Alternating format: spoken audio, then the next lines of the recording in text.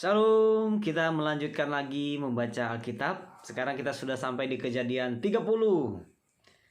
Ketika dilihat Rahel bahwa ia tidak melahirkan anak bagi Yakub, cemburulah ia kepada kakaknya itu, lalu berkata kepada Yakub, "Berikanlah kepadaku anak, kalau tidak aku akan mati."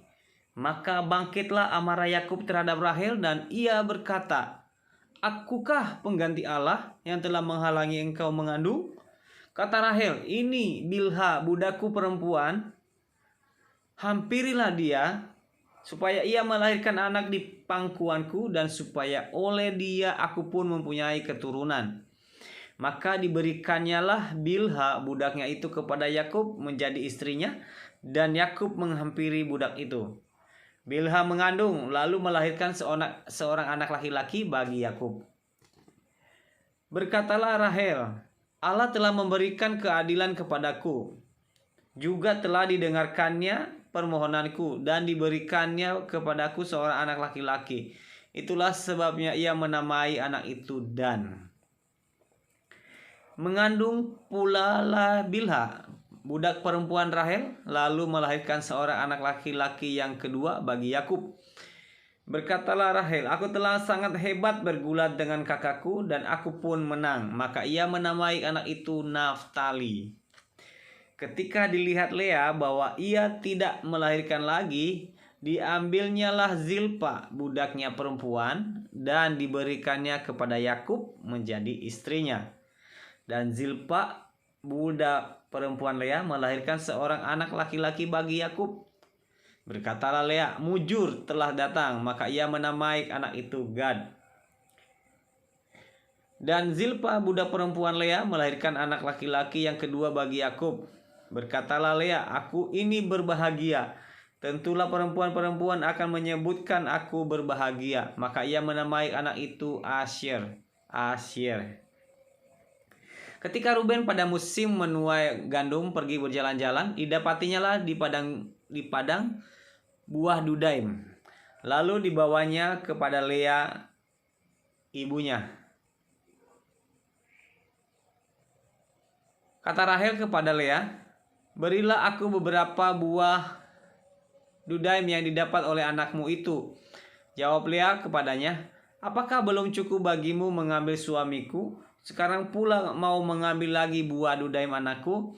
Kata Rahel, "Kalau begitu biarlah ia tidur dengan engkau pada malam ini sebagai ganti buah Dudaim anakmu itu." Ketika Yakub pada waktu petang datang dari padang, pergilah Lea mendapatkannya sambil berkata, "Engkau harus singgah kepadaku malam ini, sebab memang engkau telah kusewa dengan buah Dudaim anakku." Sebab itu tidurlah Yakub dengan Lea pada malam itu. Lalu Allah mendengarkan permohonan Lea. Lea mengandung dan melahirkan anak laki-laki yang kelima bagi Yakub. Lalu kata Lea, "Allah telah memberi upahku, karena aku telah memberi budakku perempuan kepada suamiku." Maka ia menamai anak itu Isakar. Kemudian Lea mengandung pula dan melahirkan anak laki-laki yang keenam bagi Yakub.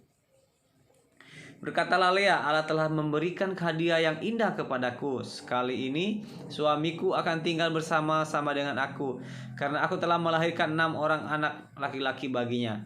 Maka ia menamai anak itu Zebulon. Sesudah itu ia melahirkan seorang anak perempuan dan menamai anak itu Dina.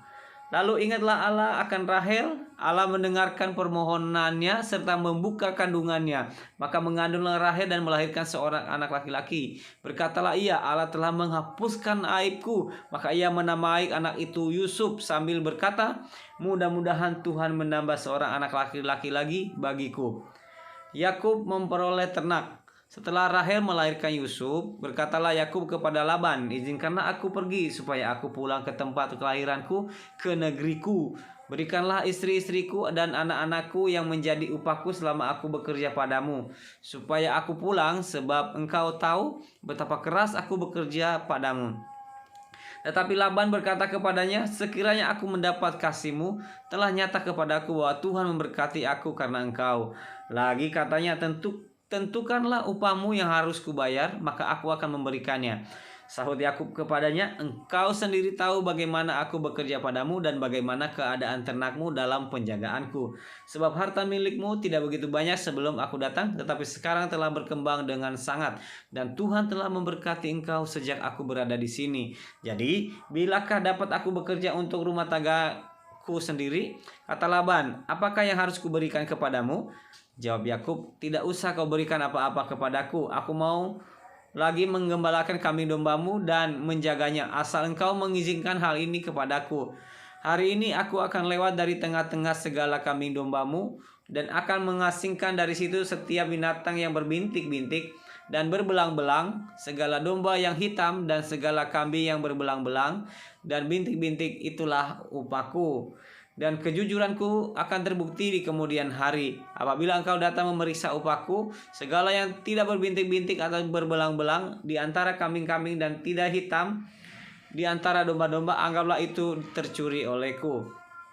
Kemudian kata Laban, "Baik, jadilah seperti perkataanmu itu." Lalu diasingkannya pada hari itu kambing-kambing jantan yang bercoreng-coreng dan berbelang-belang, dan segala kambing yang berbintik-bintik dan berbelang-belang, segala yang ada warna putih padanya, serta segala yang hitam di antara domba-domba, dan diserahkannya semuanya itu kepada anak-anaknya untuk dijaga.